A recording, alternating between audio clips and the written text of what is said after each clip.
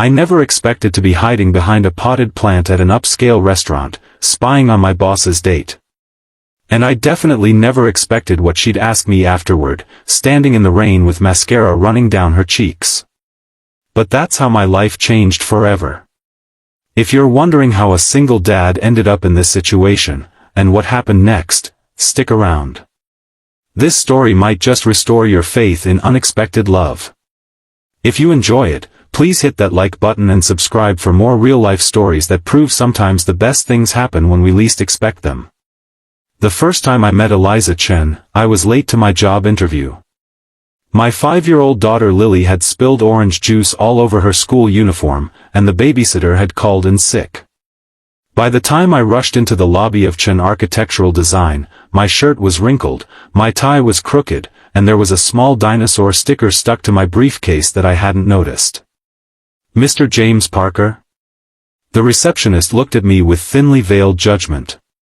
"Yes, I'm so sorry I'm late." There was a... "Ms. Chen doesn't tolerate tardiness," she cut me off. "But she's running behind schedule herself today, so you're lucky."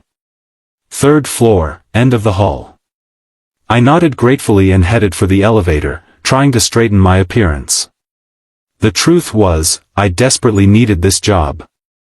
After my wife Sarah died 2 years ago, I'd been struggling to balance being a single father with maintaining my career as an architectural engineer. My previous firm had been understanding at first, but eventually, the missed deadlines and emergency days off had become too much. I'd been freelancing for 6 months, but the inconsistent income was making it hard to provide the stability Lily needed. Chen Architectural Design was known for innovative, sustainable projects and competitive salaries.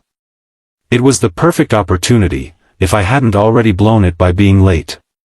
When the elevator doors opened on the 3rd floor, I nearly collided with a woman rushing past, coffee in hand. "Watch it," she snapped, barely looking up from her phone. Then she did look up, and I found myself staring into the sharpest, most intelligent dark eyes I'd ever seen. She was petite but carried herself with unmistakable authority, dressed in an impeccably tailored charcoal suit. "I'm sorry," I stammered. She glanced at my rumpled appearance, then at her watch. "Are you James Parker?" "Yes, You're late." "I'm Eliza Chen." "Follow me." My heart sank. This was the CEO, and I'd nearly knocked her coffee out of her hand. But as I followed her down the hallway, she surprised me by asking, "Do you have children, Mr. Parker?" "A daughter. She's 5.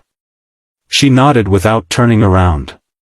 "That explains the dinosaur sticker on your briefcase." I felt my face flush as I discreetly peeled it off. The interview was unlike any I'd experienced. Eliza Chen was direct, brilliant, and intimidating. She asked pointed questions about my portfolio and experience, but also about how I managed my time as a single parent. "I won't lie to you," she said. "This job is demanding. We work long hours sometimes. Will that be a problem with your situation?"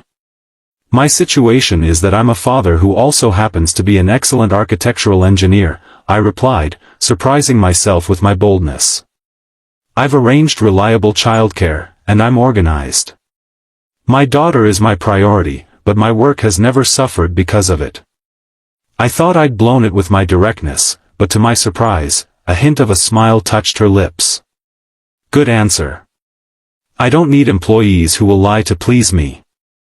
I need people who can deliver what they promise." 2 days later, I got the job. Working for Eliza was exactly as challenging as I'd expected. She was a perfectionist with exacting standards, but she was also fair.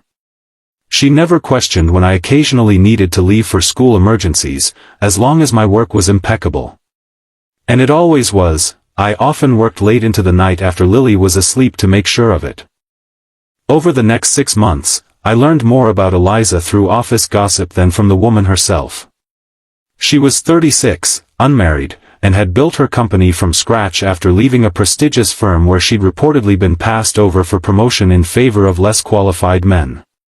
She was respected, admired, and a little feared by everyone. What no one seemed to know was that beneath her tough exterior was a woman with a wicked sense of humor and occasional moments of surprising kindness. I discovered this one evening when I had to bring Lily to the office because her after-school program had been cancelled unexpectedly. "I'm so sorry," I told Eliza when she found us in the conference room, where Lily was quietly coloring while I finished some renderings. "It was an emergency, and I couldn't find a sitter. I'll have everything done by morning." Instead of the reprimand I expected, Eliza sat down next to Lily. "What are you drawing?" "A house," Lily replied, not looking up. "But not a boring one like Daddy makes. This one has a slide instead of stairs and a room just for ice cream." Eliza laughed, a genuine laugh I'd never heard before. "That sounds much more interesting than what your dad's working on. May I see?" For 20 minutes, my intimidating boss sat with my daughter, discussing architectural innovations like ice cream rooms and rainbow ceilings. When she finally stood to leave, she turned to me. "Your daughter has better ideas than half my staff, Parker. Bring her by any time." Then, more quietly, "She's lovely. You're doing a good job." That brief moment changed something between us. We weren't friends. Eliza maintained professional boundaries with everyone, but there was a new understanding. Sometimes I'd catch her watching me with an expression I couldn't quite read, and occasionally she'd ask about Lily. Then came the Henderson project.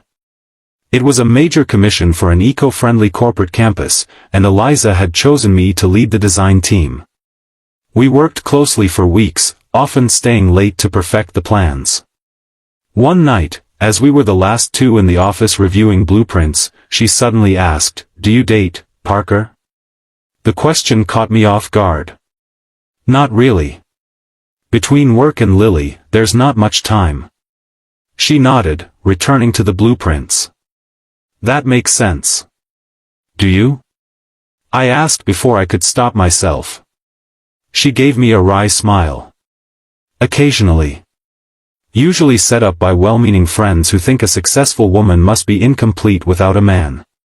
It rarely goes well." "Why not?" "Men tend to be intimidated by women who are more successful than they are. Or they assume I'm some workaholic ice queen who needs to be softened." She made air quotes around the word. "Neither makes for a pleasant evening." I found myself wanting to tell her that any man intimidated by her success didn't deserve her time, but it felt too personal. Instead, I just said, "Their loss," and turned back to the blueprints. 2 weeks later, I was working late again when Eliza stopped by my desk. She seemed uncharacteristically hesitant.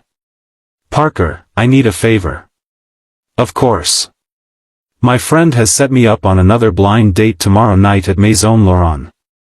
The man is a client's brother, so I can't cancel without it being awkward. But I have a feeling it's going to be terrible, and I'd like an exit strategy." I raised an eyebrow.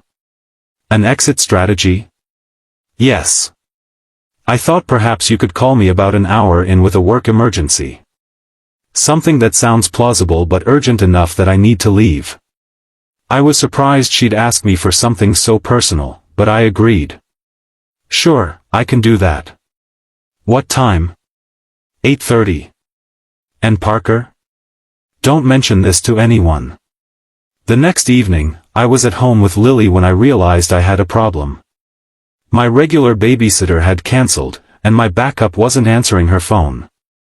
I couldn't make the call to Eliza from home. What if Lily made noise in the background? It wouldn't sound like a work emergency. "Hey Lilybug, how would you feel about going out for ice cream?" I asked. Her eyes lit up. "On a school night?" "Special occasion," I said, already helping her with her jacket. That's how I ended up at a cafe across the street from Maison Laurent at 8:25 p.m., with Lily happily eating a chocolate sundae while I watched the clock. At 8:30 exactly, I called Eliza. "Miss Chen? I'm sorry to bother you, but there's an urgent issue with the Henderson renderings. The client is concerned about the East Wing specifications and needs clarification tonight."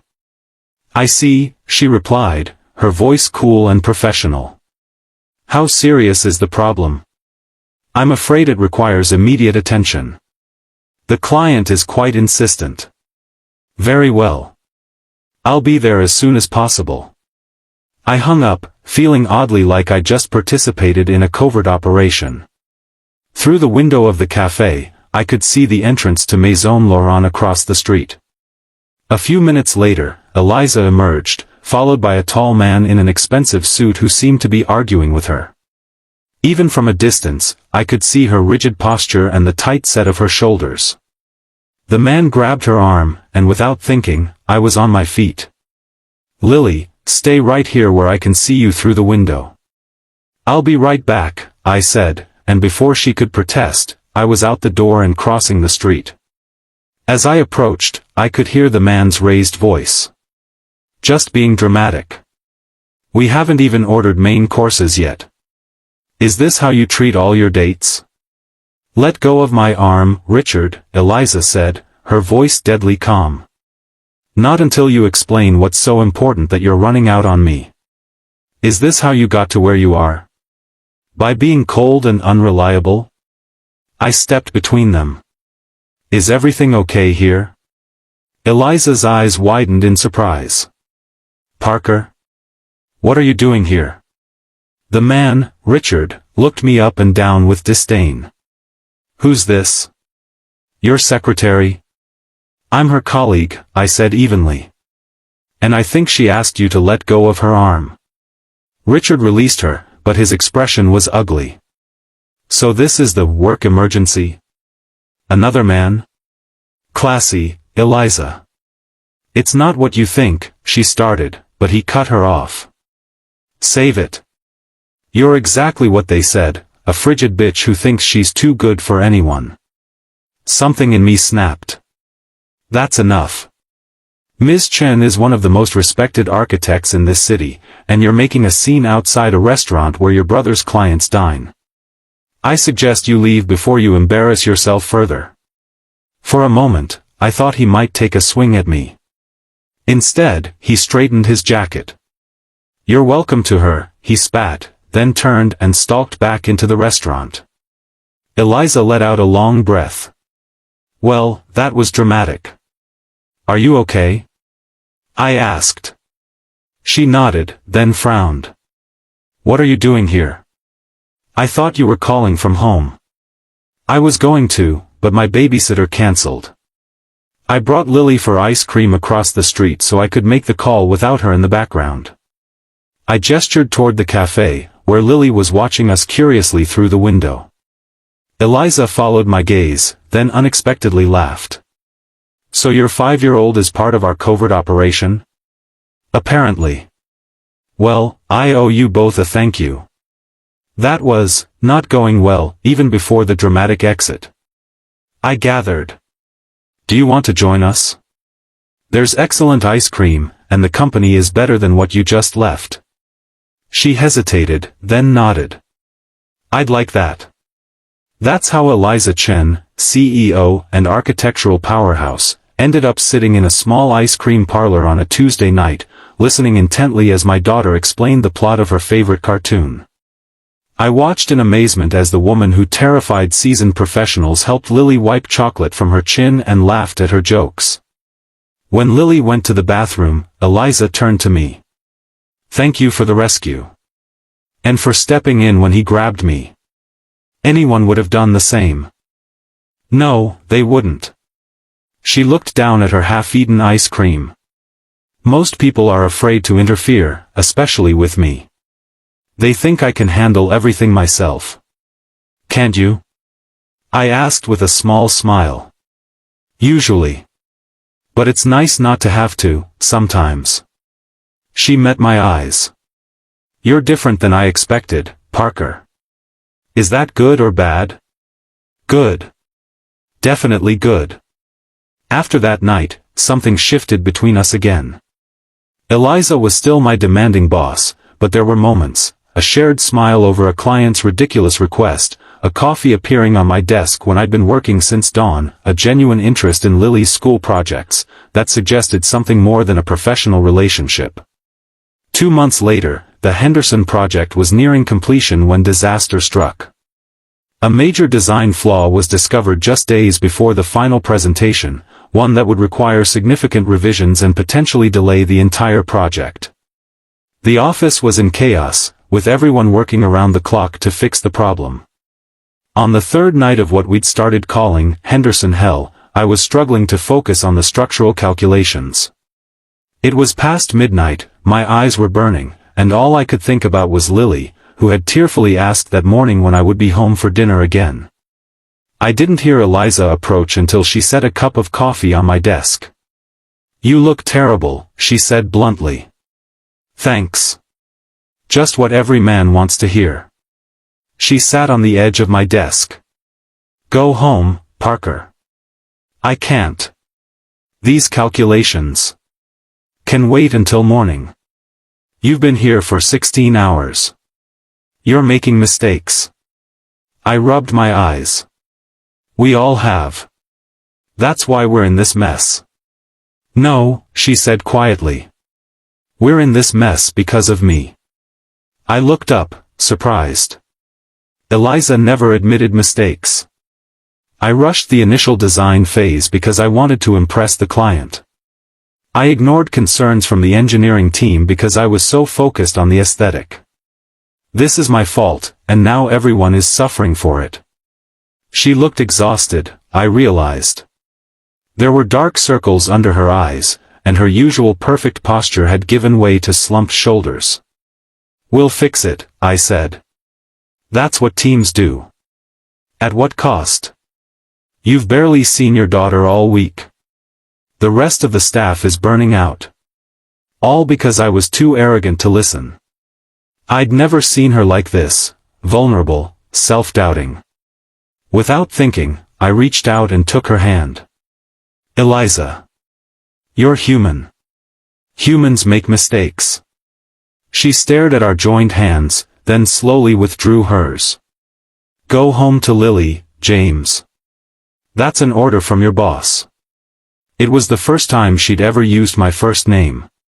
The next morning, I arrived early with a new approach to the problem, one that would preserve most of Eliza's original design while addressing the structural issues.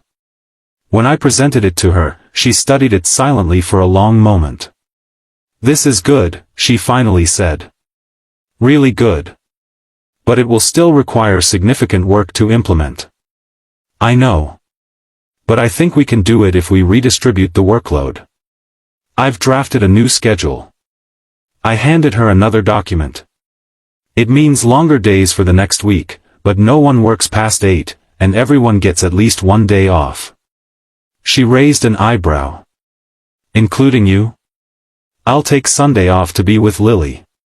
"And who came up with this brilliant new approach and schedule?" I shrugged. "Just a guy who got a good night's sleep." A smile tugged at her lips. "Thank you, James." The Henderson crisis was resolved, the presentation was a success, and the client was thrilled. Eliza gave the entire team bonuses and an extra day off. But the experience had changed her. She was still demanding and perfectionistic, but she listened more, delegated better, and seemed more aware of the human cost of the work. She also started stopping by my desk more often, not always to discuss work. Sometimes she'd ask about Lily, or mention a book she'd read, or simply sit in the spare chair for a few minutes of conversation at the end of the day. I found myself looking forward to these moments more than I wanted to admit. It had been 3 years since Sarah died, and for the first time, I was feeling something for another woman, something I wasn't sure what to do with, especially when that woman was my boss. Then came the company's annual charity gala. It was a major event in the architectural community, with clients, competitors, and industry leaders all in attendance. As a team leader, I was expected to attend, which meant finding a babysitter for Lily on a Saturday night. "You could bring her," Eliza suggested when I